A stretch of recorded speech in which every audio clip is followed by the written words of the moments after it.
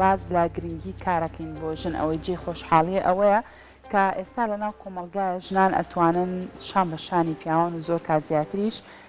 کارەکانی خۆیان ڕاپەڕێن و ناو کۆمەلگایە جێدەستیان دیار بێ. با بزانین گرنگی کار بۆ ژن خۆی لە چیا بینێتەوە، ژن لەسەر چ بابەتێک بڕیار بات کە ئەم کارە بکات یاخود ناتایبەتمەندیەکانی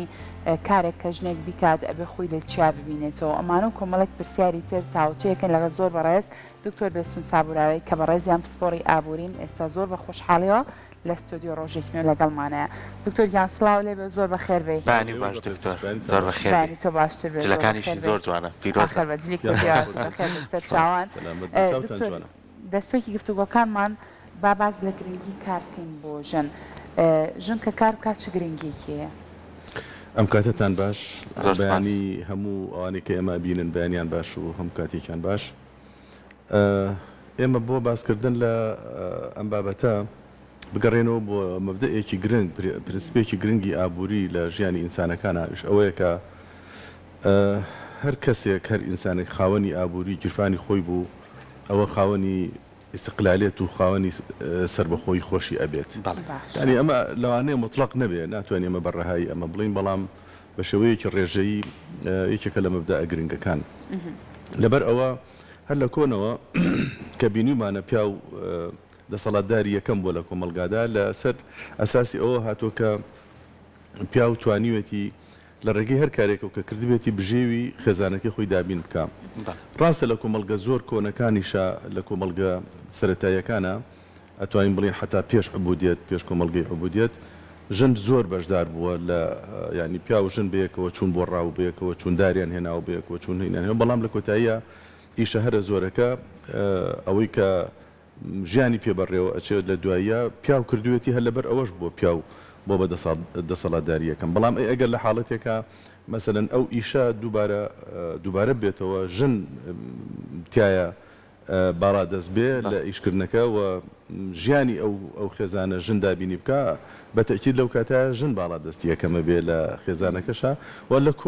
لە کۆمەلگە کۆنەکانیشە دووبارە ئەگە بگەڕێنەوە فترەیەکە بۆ کە پێی وتراوە ژن سالاری یا دایک سالاری، ئەو کاتانە بۆ کە دایک بە مقدەس تەماشاکراوە، ژن بە مقدەس تەماشاکراوە وەکو بەشێک لە خوا تەماشاکراوە لە کۆمەلگەیەکی زۆر کۆنی مرۆڤایەتیە. ئەمە لە کۆنەوە ئەتوانین تەماشای کەین بۆ ئێستاش کۆمەلگەکانی دنیا زۆر جار خۆیان بە پشتبەستن بە هەندێک بەهانە یا بە هەندێک قیەم، بە هەندێک بەهای کۆمەڵایەت یا بەهای ڕوحی بەکاری ئەهێنەوە بۆ دانانی کاریگەری بە شێوازێکی نێگەتیڤ لەسەر ژن، ئەوە بۆ بەقۆتکردنی پێگەی پیا و هەمیشە لە کۆمەلگاکاندا. بەڵام مێژوو ئیسپاتی کرد سەلماندی کە ئیشکردن ئەساسە، کە بەشداریکردن لە ئیش و بەشداریکردن لە پیاکردنی قوتی خێزان و بەڕێوەبردننی ژیانی خێزان لە ڕووی دارایی و ئیداری و ئەوانەوە ئەمە کاریگەری یەکەمی هەیە لەسەر بەڕێوەبردننی ژیان، یعنی چێ یەکەم ئەبێ، ئایا ژن یەکەم ئەبێ یان پیا و یەکەم ئەبێ لەم حاڵەتە. بۆیە ئێمە ئەبینین کە دەوری پیا و دەوری ژن پەیوەندیدار بۆ بەکار و پەیوەندیدار بۆ بەو داهاتەی کە داهاتە دەست هەر کامێکیان داهاتی هەر کامێکیان زیاتر بووە دەسەڵاتی ئەویان زیاترە بوو. ئێستاش ئەینیشتە، ئێستاش ئەتوانین بگەڕێنەوە بۆ پرسیارەکەی جەنابتان کە ئەگەر وای لێ بێت ژن توانای کارکردنی یا مەجای کارکردنی هەبێت و تواناکانی خۆی بەگەڕخە لە کارکردن بۆ دابینکردنی بژێوی خێزانەکەی، ئەوە بەپی بەشداریکردنی خۆی لە دابینکردنی بژێوی خێزانەکە چەند حسەی هەیە بای ئەوەندە دەسەڵاتی زیاترە بێت لە خێزانەکەیە. و ئەگەر لە حاڵەتێکە ئەم نمونەیە لە خێزانێکەوە ئێمە بگشتێنین بۆ هەموو کۆمەلگا، ئەو کاتە کە ژن کاری هەبوو توانی بەشدار بێت لە دابینکردنی بژێوی بەپی حسەکە خۆی لە کۆمەلگاش ئەو کاتە دەسەڵاتی زیاترە بێت. بۆیە کارکردن بۆ ژن من لەوێەوە ئەیبینم کە کار بۆ ژن بریتە لە دروستکردنی سربەخۆیش بۆ ژن لە ناو خێزان و ناو کۆمەلگادا. زۆر باشە دکتۆر، ئێستا بە شێوازێکی باش تۆ لە ڕابردووەوە هێناتە تاوەکو ئێستا وای لاتوە کارکردن یعنی کارکردن وەکو پیشەیەک چۆتە ناو سیستەمی خوێندنیشەوە ینی زانکۆکانە بەسرێتەوە بە بازارەوە کەواتە ئەم سیستەمە پەیوەستە بە هەردوو ڕەگەزەکەەوە چ پیاو بێت و چ کچ بێت و پێشوی بچنە پرۆسی هاوسەرگیریەوە ئەم ئێستا وای لێ هاتووە بە شێوەیەکی باش هەیە زوو توانای کچان بەکارەهێنرێەوە بینین دەستێکی باشیان هەیە لە ناو بازار و لە کارکردن و لە دام و دەستگاکانی حکومت بێ کارتی تایبەت بێ ئەمە تا چەند وا ئەکات بۆ نمونە لە بواری ئابوووریە هاوسەنجیەک دروست بێ ئەو کاتە دروست نابکەیان و بەس پیاوەکەگە لە ماڵەکە ئیشی دەست نەکەویترە و خێزانە نان نییە بیخۆن بەڵام ێستا بینی لە خێزانێکە 5 کەسن ئەگەر پێنجەکە چواریشیانیش نەکاسیانیان ئیشەکەن ئەمە تا چەند پێیوەستە بەوە بەتەکیید خوێندن و دروستکردنی بیئەیەک یان بڵین ژینگەیەک بۆ فێربوونی ژن کچان ژنان بە شێوەیەکی گشتی بۆ تەتویری توانەکانی خۆیان گەشە پێدانی توانەکانی خۆیان ئەمە ئەگەر لە ڕێگەی خوێندنەوە بێ لە ئیبتیدائیەوە تاکو و ئەعدادیە و جامیعات و بەرەو ژوورتر ویان لە ڕێگەی هەندێک منەظەماتی ترەوە بێ و هەندێک سنتەری بڵین گەشە پێدانی توانەکانی مرۆڤ ئەمانە هەمویان ئەشتە خانەی دووبارە گەشە پێدانەوەی توانەکانی ژن کە کاری کردە سەر گەشە پێدانی توانەکانی ژن کەواتە کاریگەریشی ئەبێ دووبارە بۆ ئامادەبوون بۆ بۆ قۆستنەوەی هەر هەلێکی کار کە دێتە پێشەوە یان مەسەلەن هەندێک جار توانەکانی ژن یا توانەکانی پیاو بە شێوەیەکی گشتی توانەکان خۆیان هێدی فرسەتی کاریش ئەخولقێنن ئێمە لێرە لەم بوارەیانە ئەتوانین بڵین جۆرێک لە دژبەیەکی یان لێکدژی دروست ئەبێ لە کاتێکە کە جامیعات و شوێنە ڕۆشنبیریەکان و ئەکادیمیەکان دێنە پێشەوە بۆ گەشە پێدانی توانەکانی ژن بەڵام لە هەمان کاتیشا هەندێک ڕێگریتر هەیە کە ئەبن بە کۆسپ لە بەردەم گەشە پێدانی توانەکانی ژن لە ڕووی هەم معریفی هەم هوشیاری هەم علمی هەم ئەکادیمی چونکە ئەمانە ئەبنەوە بە سەرمای مرۆیی یعنی شتێکی تر هەیە کە خۆ دەزانیان خۆتان دەزانن لە ئابووریا کەلیمەی سەرمایی مرۆیی هەر لە ئینسانەکە خودی ئینسانەکە هەر ئینسانی خۆی لە خۆیدا بە سەرمایی مرۆیی حساب نییە یعنی کاتێک ئینسان بە سەرمایی مرۆیی حسابە کە توانای تیابێ کە ئیفیشنسی تیابێ کە مەهاراتێکی زۆر باشی تیابێ لەم حاڵەتیانە ئەبێتەوە بە سەرمایی مرۆیی ئەی ژن چۆن بکەینەوە بە سەرمایی مرۆیی بەتەکید ئەو بواری کە جەناب دەفەرمی کاریگەریەکی زۆری هەیە بەڵام وەک عەرزم کردی ڕێگریش دووبارە هەیە یعنی دووبارە ڕێگری هەیە لە هەندێک عاداتی کوردەواری خۆمانەگە لە کۆمەڵگەی کوردەواری خۆمانە تەماشاکەین و عمومیاتی ئینسانیەت با بڵین کە باسمان کرد بەڵام وەرەوە بۆ خصوصیەتی کۆمەڵگەی کوردەواری لێرە لای خۆمان کۆمەڵێک شت لە کۆنەوە کۆمەڵێک ڕێگر کۆسپ هەبوو دروست کراوە بۆ ئەوەی کە لە حاڵەتێکە ئەگەر ژن توانەداریشی هەبوو بێ بەڵام ڕێگەی لێگیراوە مەسەلەن یەکێک لەو قسانەی کە لە کۆمەڵگەی کوردەواری خۆمانە باس کراوە و یەکێک بۆ لە شتە گرنگەکان من ئێستا کە باس یەکەم ئێوە بەلاتانەوە سیر نەبێ مەسەلەن نانی دەستی ژن حرامە ئەمە یەکێک بۆ لە ئەم قسانەی کە تاکو ئێستاش لە هەندێک شوێن باوێتی و هەندێک خەڵک ئیشیشی لەسەرەکە بۆچی حرامە بۆ ئەوەی ژن دوور خاتەوە لە کار ژن دوور خاتەوە هەر ئەو ژنەیە لە ماڵەکەی خۆیانانەکەی بۆێنەی بوو کاتە حرام وەنیە بەڵام مەسەلەن نانی دەستی ژن ئەو نانە ناکە دروستی ئەکا کە لەسەر ساج و ئەوانە یعنی ئەوەی کە پێی ئەکە ینی پارەی دەستی ژن یعنی کاسبیەک کە ژن بیکە حرامە یعنی بۆ ئەوێ ئەچێ ئەمە لە چیەوە هاتووە ئەمە لەوەوە هاتووە کە بە ناڕاستە و خۆ ئەسنەوە بوو ئەوەی نەهێڵن ژن بەشدار بێت دووبارە لە کارە و لە دروستکردنی جۆرێک لەسەر بخۆ کاتە دکتۆر باکەمە قسە لەسەر ئەو تایبەتمەندیانەش بکەین کە ژن بۆ منە بۆ کار هەڵی بژێرە ئەبێت تایبەتمەندیەک لە کارە هەبێت بۆی کە ژن بتوانێت لەسەر ئەو کارە بەردەوام بێت بەتەکیدەوە خۆ دەزانی هەم کۆمەلگا خۆی هەم جۆری کارەکان چونکە ئەمە حەقیقەتێکەیە یعنی لە ڕووی بایۆلۆژی و فسیۆلۆژیەوە ژن و پیا و یەکسانی و قەتیژ یەکسان نابن یعنی لەو ڕۆوە بەڵام کاتێککە باز لە یەکسانی ژن و پیاوەکەین لە ڕووی ماف و حقوقی ئینسانیەکان و ژیان و دابینکردنی ژیان بەڵام ئەم حاڵەتە فسیۆلۆژیانە یا بایۆلۆژیانەی ژن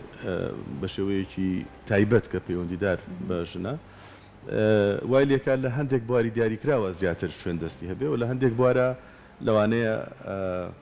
جیاوازی هەبێ لەگەڵ مەسەلەن پیاوە بەڵام ئەشتوانە بەشداری بکە مەسەلەن ئێمە ئەبینین کە ژن بەشداریەکە لە قورسترین ئیشا کە ئیشی مەسەلەن کۆڵبەری و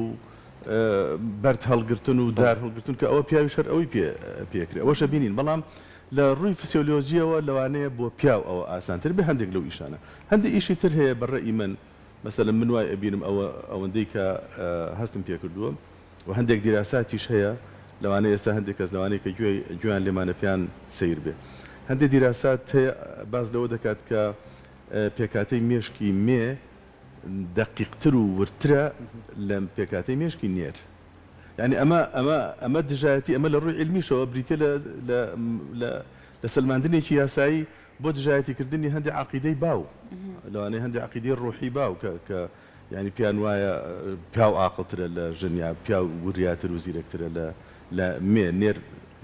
وریاترە وانە مێ وریاتر و دقیقترە کەواتە بەپی ئەو دقیقیەی کە حتا پێکاتە خوداییەکەی مێشکی مێ خوا پێداوە لە زۆر بواری وەکو مەسەلەن ئیدارە وەکو محاسبە وەکو مەسائلی دارایی یعنی کاری ورد ئەمانە بیئەیەکن بۆ ژن گونجاوترن دقیقترەتیایە بە قوترەتیایە وەکو لە پیاو و لە زۆر بواری تریشە بۆیە یعنی بوارەکان لەم حاڵەتە لا نەخان بوارەکان دەور ئەبینن یعنی خۆیان بوارەکان یەنە پێشەوە کە کام بوارە زیاتر گونجاوترە یان ئێمە خۆشمان کام بوارە زیاتر بڕەخسێنین بۆ ئەوەی کە ژنان هەلی کاریان زیاتر بۆ دەستکەوێ و بە پێی هەلی کارەکان کە بۆیان دابین ئەکرێ بە پێی ئەو هەلیکارانە ئەوانیش بتوان ژیانی زۆر باشە دکتۆرۆ ئێستای بینین کە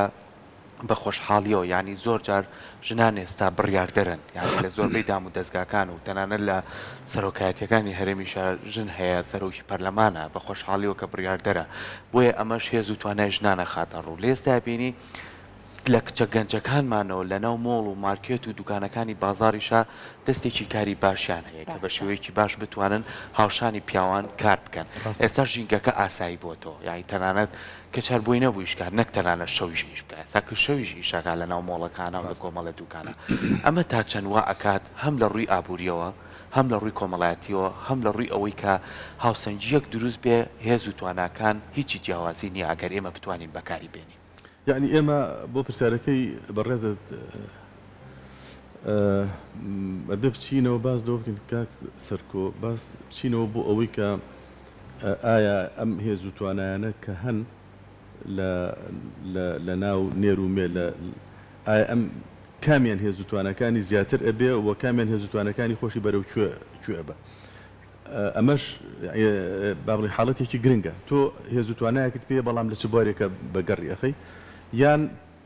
چییە کەوای کردووە تۆ بوارد بۆ بێتە پێشەوە کە ئەم هێز و توانانی خۆت فتەقێنیتەوە یعنی پێشکەشیان بکەین ئەگەڕێنەوە بۆ باری ئابووری بەڵام کە ئەگەڕێنەوە بۆ باری ئابووری ئەبێت بە بناخا بەڵام لە هەمان کاتیشا ڕێگرەکانی مێشکی ئینسان و مێشکی کۆمەلگا دووبارە کاریگەری لەسەر ئەو زەمینە سازیە یا ئەو کاریگەری باشانەی کە ئابووری هەیەی بۆ ئەوەی مێ بێتەکایی ئیشکردن لە هەمان کاتە عادات و تەقالید و لایەن عاقیدەیەکان دووبارە دەبنەوە بە ڕێگر و کێشە دروست ئەکەنەوە بۆ ئەوە بەڵام لە دوایە هەر ئابووری سەرەکەوێت چۆن هەر ئابووری سەرەکەوێت یعنی ئەمەی کە ئێستا جەنابەت باست کرد هاتنە پێشەوەی مێ کچان و ژنان خانمان بە شێوەیەکی هاتنە پێشەوەیان و بەشداریکردنیان لە جومگە جۆرا و جۆرەکانی کاسبیکردن لە ناو کۆمەلگادا ئەساسەکە ئەگەڕێتەوە بوو حاڵەتە پێویستیانەی کە دابینکردنی ژیانی عائیلە و حتا ژیانی تاکە کەس خۆشی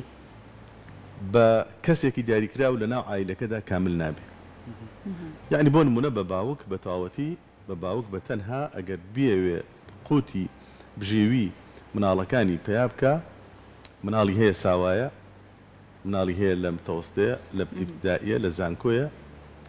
لە خوێندنی ترە لەم لەولایە ئەمانە هەموو پێویستیان بە مەسروفاتە هەرچەندێکا پێڕناگا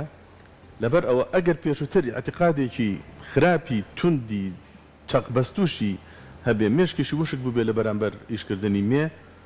هەندێک جار بیر لەوە کاتوەڵێ دەیقی ناکە ئەگەر کچەکەم لە شوێنێکا کە گونجاو بی و بزانین چۆن و ئیشش بکە هەر باشە و دەیقینە یعنی بەڵام هەر ئەو کەسە بۆ پێشووتر لەوانەیە ئەگەر باس لە ئیشی ژن بکرێ تا خۆی ئازارەکەی پێ نەگەیشتووە لەوانەیە زۆر دژی ئیشکردنی کچەکەی بووبێ یا ژنەکەی بووبێ لە شوێنێکی دیاری کراوە بەڵام زەرورەتە ئابوووریەکە بەڕێوەبردننی ژیان خۆشگوزەرانی ئەمە وای لێ کردووە کە وردە وردە قەنەعەتیشی بگۆڕێ و جۆرێک لە نەرمی بنوێنێ بۆ ئەوەی کە هەم خێزانەکەی ئیشکا و هەم کچەکەی ئیشکا و هەم خزم کەسوکارەکەشی کچەکانیان نوشتەکانیان ئیشکن ئەمە کاریگەرێکی زۆری هەیە باشە کاتە دکتۆر بەڕای و چەندە گرنگە کار ئاسانی تاو بکرێت پاڵپشتی تاوی ئەو خانمانە بکرێت کە بەهرەیەکیانەیە کە توانایەکیانەیە بتوانن لەسەر پێەکانی خۆیان بۆسن بۆی هەر هیچ نەبێ بژێوی ژیانی خودی خۆیان دابین بکەن چونکە ڕەنگە زۆر خانم هەبێ ئەگەر چی خوێندنی تاو نەکردێ بەڵام بەهرەیەکی هەبێ دەستڤەنگینەیەکی هەبێ توانایەکی هەبێ لە بابەتێکی ترا قەیچێکە خێزانەکان پاڵپشتی ئەو خانمە بن بۆ ئەوەی کە گرنگی بە و بەهرە و توانای خۆی بات واللهی من وەکو ئابووری ناسێک لەم حاڵەتە ئەوە بە ڕاستتر ئەبینم کە خێزانەکان یعنی لە دبری ئەوەی کە ڕێگری بکەن لە بەردەمی کچان و ژنانە بەڵکو فرسەتی کاریشان بۆ دروستکەن ڕاستە لا نەخەن هەندێک حاڵەت هەیە تۆ لە ماڵەکەی خۆتە ئەتوانی فرسەتی کار بۆ ئەندامانی خێزانەکەی خۆ دروستکە یعنی مەسەلەن لە دنیادا بۆ بەرهێنان لە پرۆژەی بچووک یا پرۆژەی هەرە بچووک یعنی یەکێکە لە بنەما گرنگەکانی دابینکردنی فرسەتی کار کە ئینسانەکان خۆیان ئەتوانن بۆ خۆیانی بکەن یعنی بەبێ ئەوەی من کەسێک فرسەتی کارم بۆ دابینکە ئەتوانم ئەگەر توانایەکی کەمی پرۆژەی بچووکم بە پرۆژەی بچووکیش یان هەرە بچووک لە عربانەیەکی دەستیەوە ئەیگرێتەوە کە شێلمی لەسەر ئەفرۆشرێ نۆکاوی لەسەر ئەفرۆشرێ ئەگرێتەوە پرۆژەی بچووکە تاکو و دوکانەکانی ناو سلەیمانی و ئاسنگەرەکانیش و کۆمەڵێک با بڵین ئەوەی کە لێ کەسەوە ئیشی تیاکە هەتاکو هەژنۆ کەس بەپی قانونی عراقی لێرە ئەوانە پرۆژەی بچووکن یان بەپی قانونی هەرێمی کوردستانی خۆمان بۆ پرۆژەی بچووک هەتاکو لە هەر پرۆژەیەکە لە 1 ملیۆنێکەوە ئیشی تا بکرێ هەتاکو 40 ملیۆن ئەوە بە پرۆژەی بچووک حسابە مەسەلەن خەڵک هەیە لەوانەیە هەر چۆنێکە بێک هەندێ پارە لە ماڵەکەی خۆیان پێیا بکا بگاتە هەر نسبەتێک یعنی ئەوەی کە بەدەستیەوە بێ ئەتوانێت فرسەتی کار بۆ پارەی کە لە بەردەسە لە ماڵەکە فرسەتی کار بۆ کچەکانی خۆی دابینکە بەڵام ئەمەش پێویستی بەدابینکردنی زمینەیەکی عقلی هەیە دووبارە زمینەیەکی عقلی یا بڵین زمینەیەکی هوشیاری بۆ ئەوە هەندێک جار لا نەخان کچەکانی خۆمان ئامادەنین بۆ هەموو ئیشکردنی من ناڵم بکە ئەڵم هەموو ئیشکردنێکی بەڕێز ئەڵێم هەموو ئیشکردنێکی ینی گونجاو ئەڵێم نەخوا نەخواستە بەلای ئەوە دابچین بڵین آخر هەموو ئیشێکیش گونجاو نییە بە ئەو ئیشە گونجاوانەی کە ئەکرێ بۆ هەر کەسێک بەڵام کاکە هەندێک جار کچانی خۆمان حازر نین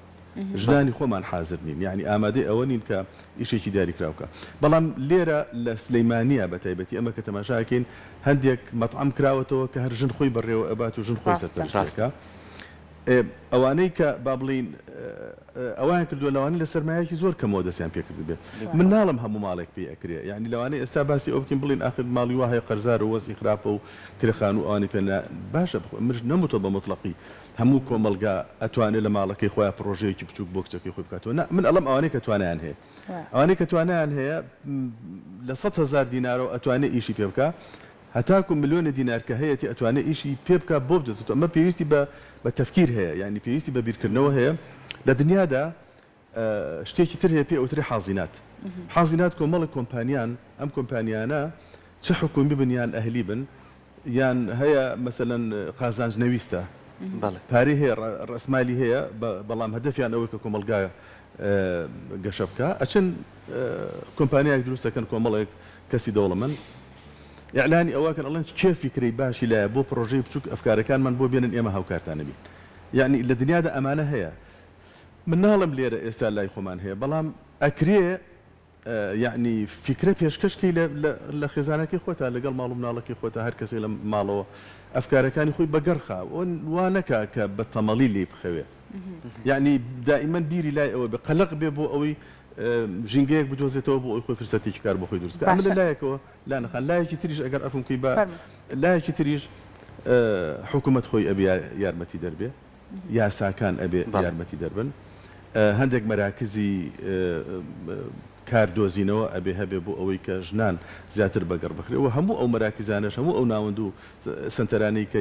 یارمەتی دەرن یا بڵین هاندەرن بۆ پێشخستنی ژنان ئەبێ بەڕاستی ئەوانش یارمەتی دەرێکی باش بن بۆ دۆزینەوەی هەلی کار بۆ کچانوش باشە دکتۆر نەترسان لە ئیش بۆ نمونە بوێرانە بڕیار بێ بڵێ من ئەم ئیشاکەم بە ئیشێکی تایبەتی خۆم بۆ نمونە بڕەپارەیەکت کۆ کردوتەوە ئەتەوێت لە ڕێگای ئەو بڕەپارەیەوە تۆ پرۆژەیەکی بچووک بۆ خۆت بۆ نمونە دابنیت بەڵام زۆر کات ترس لە مێشکمانایاڵی نەترسین لەم کارە زەرەرکەین بۆ نمونە دواتر ئەم پارەی کە کۆم کردوتەوە کە دامناوە دواتر ئەوەشم نەمێنێ و زەرەرکەم چەندە گرنگە جەریئانە و بوێرانە ئێمە بڕیاربین لەسەر ئەو کاری کە دامەزرێن لانەخان هەموو ئیشێک کە پێی بوترێ ئیش کە تۆ بڕێ پارەی تاخەرجکی پێویستی بە ئازایەتیە پێویستی بە مخاتەرەیە یعنی هیچ هێنە کاک سەرکۆ هیچ ئیشێک هیچ پرۆژەیەک یعنی هی کاسبی بە هی پارە پێکردن بێ بەبێ مخاتر نییە لەناو هەموو پرۆژەکان شکە مخاتریان زۆرە مەترسیان زۆرە پرۆژە کشتتوکاڵەکانە پرۆژە کشتتوکاڵەکان هەمیشە مەخاتریان زۆرە بەڵام لە هەمان کاتیشە ئەو بە معنای ئەوە نیە کە ئێمە بترسین لەوەی کە لە پرۆژەی کشتتوکاڵیاوە بەرهێنان بکەین ئەگەرەوە بەرهێنان کرد 100,000 احتیادی ئێستاشەوە بەیانی هەمووی هەروە بەرهێنانە لەبەر ئەوە جۆری با بڵین مەترسیەکان وا لە ئینسانەکانەکە کە بیر بکەنەوە و بڕیاردن و هەندێک جار پاشەکشە بکەن بەڵام لەگەڵ ئەمەیە کە ئەو مەترسیانە هەن شتێکی تریش هەیە مەسەلەن لە ئابوووریە بۆ چاکردن و بۆ دیراسەکردنی بۆ ئەهوەنکردنەوەی ئەو مەترسیانە چەند خاڵێک هەیە کە ئابووری ناس پیان ئەڵێ ئەوان مەسەلەن من پیان ئەڵێ یەکەمینیان بە وردی دیراسی کارەکەت بکە و هەموو لایەنەکانی لێک دەرەوە بزانە ئەم شوێنەی کە تۆ ئەیکەی بە دوکان ئەم شوێنەی کە عەربانەکەتی لێ ڕاگری ئەم شوێنەی کە خەیاتی لێ ئەەکەی ئایا ئەم شوێنە چەند دوورە لە مشتریەکانتەوە ئەمە حسابەکە حسابی زۆر باشارە بێ و کارێکە بیری لێ بکەیتەوە کارێکی تازە بێت لەو شوێنەیانە بێت مەرج نییە یعنی مەبەستە دەوەیە کە لەوێش هەمان کار هەبێت احتیاجی تۆ لە زمنی دیراسەکەتە ئەوە لە چوارچەوەی دیراسەکەتە مەسەلەن دیراسەکەت من ویستم ئەوەت ئەرزکە من چەند خاڵێکە ئەوەیە منافسەکانت چێن لەوێ یعنی چیتر لەوێ هەیە کە منافسی تۆ لەوانەیە بکە یان مەترسەکانی کەش و هەوا تۆ چۆن تەوەقوعاتەکەی بۆ کەش و هەوا بۆ ئەم ساڵ بۆ ساڵی داهاتوو هەیە شوێن هەیە بە پارە پێت ئەڵێ بۆ ساڵێک دو ساڵیش پێت ئەڵێ مەسەلەن وەکو عەرزم کرد دوور و نزیکی لە بازاڕەوە دوای ئەوە ئەسعاری تێچوونی ئەو شتێک تۆ چەندی تێچێ ئایا منافسەی ئەتوانی هەمان جۆر کاڵا بکەیت کە تۆ ئینتاجیەکەی هەرچێک بە کاڵاکە دەگەرک و قاپێ نۆکاویش بێ یعنی ئایا تۆ چۆن ئەتوانی منافسە بکەی ئینتاجەکەی تۆ چۆن ئەبێ بۆ ئینتاجەکەی خەڵکی تر چۆن ئەبێ لە ڕووی کوالیتی و ئەمانە تۆ ئەبێ دیراسە بکەی اینجا لە دوایە ئەمە پێی ئەوترێت ئەوچێتەوە خانەی دیراسە جەدوا یعنی لێکۆڵینەوە و دیراسەکردنی کەڵک ئایا کەڵکەکانی ئەمە چییە لە ئەخیرە وایە ئەو پارەی کە تۆ سەرفی ئەەکەی بە سەرمایە پاشی چەند وەختی تر ساڵە دو ساڵە مانگە ئەم پارێت دووبارە بۆ ئەگەڕێتەوە لە نتیجەی فرۆش ئەمانە بیرکردنەوەی ئەوێ ئەمانە دیراسی ئەوێ لە دنیادا هەموو ئەم پرۆژانە دیراسی زۆر وردیان لەسرە هەر پرۆژەیەکەکەی لە پرۆژەیەکی هەرە بچووکەوە ئەبێ دیراسی زۆری زۆر باشە دکتۆر بێنە سەر ئەوەی ئەمە لەسەر ئاستی تاک لەسەر ئاستی توانای تاک لەسەر ئاستی و پرۆژەی کە ئەوێ کاری تیا بکە بینە سەر ئاستێکی گشتی ئەویشکە زۆر جارڵێن پشتگیری حکوومەت بۆ ئەو تاکانەی لەناو کۆمەڵگایە لە بوارێکە لە بوارەکان شارەزاییان هەیە ئێستا دروستکردنی کۆمەڵەیە لەو چێڵگە گەورانەی کە بە تایبەتی بۆ پەلەوەرە بۆ کوشت و کاڵە کۆمەڵە کارگەی گەورە هەیە لەوانەیە ژنان بەباشی ورتر بن و بتوانن بەباشی کاری تیا بکەن لە بەبێ سێکتەرە جیاوازەکانی ئەمانە تا چەند هەوڵەدرێ بۆ نمونە چێڵگەیەک ئەگەر دووسە خانم لە خۆی بگرێ ئەمە دەستی کارێکی باشە دووسە خێزانە بژێنێتەوە دووسە کەس دەتوانێت مستەفید بێتیایە یاخو کارگەیەکی گەورە 500 ژن لەیە کار بکات ئەمە کارێکی زۆر گرنگە ئەم پرۆژە گەورانە تا چەنە بنە هاوکاری ژنان کە بە شێوەیەکی باش بتوانن سوودمەند بنتیایە ئەوەی کە جەنابەت باسی کاک سەرکۆ گواستنەوەیە لە با بڵین لەم لایەنی کە ئێمە باسمان کرد لە بڵین لە دروستکردنی هەلی کار بەدەستی خۆت ویان دروستکردنی هەلی کار بۆت ئەمیان ئەچینە ئەوێ کە هەلی کارت چۆن بۆ دروست ئەم بابەتە بوو کە چۆن لانەوتی چۆن ئیشێک بدۆزمەوە بەڵام ڕێگایکەیە کە چۆن ئیشت بنێ چۆن ئیشت بنێ چۆن هەلی کارت بۆ بدۆزەوە تەبعاً خۆی حکومەت لە هەموو وڵاتانی دنیادا حکومەتەکان خۆیان لێپرسراون لەوەی کە سیاسەتی ئابووری وڵاتەکەدا بڕێژن یعنی داڕشتنی سیاسەتی ئابووری وڵات داڕشتنی سیاسەتی پیشەسازیشە و سیاسەتی کشتتوکاڵیشە و سیاسەتی تیجاری و بازرگانیشە و سیاسەتی خزمەت گوزاریەکانیشیان خۆ دەزانی خزمەت گوزاریەکانیش زۆر ئەگرێتەوە لە وڵاتی خۆمانە لە چوارچەوەی باڵی خزمەت گوزاریەکانە گرنگترین سێکتەر هەیە کە سێکتەری گەشت و گوزارە سێکتەرەکانی تریشی ئابووری لە وڵاتدا یاسای ئەو وڵاتە یان بەسەن دەستوری ئەو وڵاتە لە هەر وڵاتێک لە وڵاتەکانی دنیا لەو دەستورەدا ئەوە دیاری ئەکرێت کە شێوەی نظامی ئابووری ئەو وڵاتە چییە ئایا نظامێکی ئابووری ئازادە یا ئیشتراکی یا تێکەڵاوە سوسیال دموکراتە یا چۆنە ئەمەش حاڵەتێکی گرنگە ئەگەر لەو وڵاتەدا ئیتفاقی لەسەر کرابێ ئێمە ئەگەر لە کوردستانە تەماشا بکەین لە کوردستانەکەی ئێمە سیاسەتی بازاڕی کراوەی چاودێری کراو ینی حکومەتەکەی خۆمان حکومەتی هەرێمی کوردستان سیاسەتەکەی سیاست ئابوووریەکەی سیاسەتی بازاڕی کراوەی چاودێری کراوە بازاڕی ئازاد بازاڕی ئازادی چاودێری کراوە ئەم بازاڕی ئازادی چاودێری کراوە گرنگە ئەگەر ئەکتیڤ بکرێ و کار لەسەر ئەوە بکرێ کە هەموو ئەو سێکتەرە ئابوووریانەی کە باسمان کرد پاڵپشتی بکرێن بۆ ئەوەی وەبەرهێنانیان تیا بکرێ وەبەرهێنانی گەورەیان تیا بکرێ مەسەلەن چەندین پرۆژەی زۆر گەورە هەیە کە پێشکەشەکرێ ئەو پرۆژە گەورانە چ لە چوارچێوەی کشتتوکاڵا بن یا لە چوارچێوەی پیشەسازیە بن یا حتا بازرگانی گشتی و داخلی و خارجیە بن و لە خزمەت گوزاریەکانیش ئەمانە حکومەت دەبێ لە چوارچێوەی یاسای وەبەرهێنانە پشتیوانیکردن و بەعمی وەبەرهێنانە یاسایەکمان هەیە یاسایی ژمارە 4 وابزانم 2006 ئەمە یاسایەکی باشە ئەکرێ مەسەلەن لە هەرێمی کوردستانە ئەوە تەتویری پێ بدرێ بۆ ئەوەی مەجای زیاتر بۆ ئیستثمارات بکرێتەوە ئەمەیان کە باسم کرد علاقەدارە بە بەشێک لە ئیشەکانی حکومەت یعنی بەشێکە لە داڕشتنی سیاسەتی حکومەت کە خۆی سەرپەرشتی بکە یعنی حکومەت خۆی ئەتوانێت ئەوە بکە خۆی ئەتوانێت پرۆژەی هەبێ یان مەسەلەن حکومەت خۆی ئەتوانێت بە تەنها پرۆژەی گشتی هەبێ خۆی ئەتوانێت لەگەڵ کەرتی تایبەتە پرۆژەی تێکەڵاوی هەبێ لە هەمان کاتە ئەم یاسای پشتیوانیکردن و هاندانی وەبەرهێنانە ئەبێ پشتیوانێکی زۆر بە قوتی تایبێ بۆ وەبەرهێنی تایبەتی هەم خۆماڵی هەم ئەجنەبی لەم حاڵەتانە تۆ ئەتوانی ئەو پرۆژانی کە جەنابەت باست کرد ئەو اقتصادە بە شێوەیەکی گشتی هان بترێت و هەلی کار بۆ خەڵک دروست بکرێت ئەو کاتە بەپی توانەکان و بپی اختصاسەکان و بەپی تواناداریەکان خەڵک ئەچێت و زۆر باش دەستەکانە خۆش زۆر سپاس بۆ ئەمە دەبوونێ زۆر بەخێر سپاس بۆ زانیاریەکانت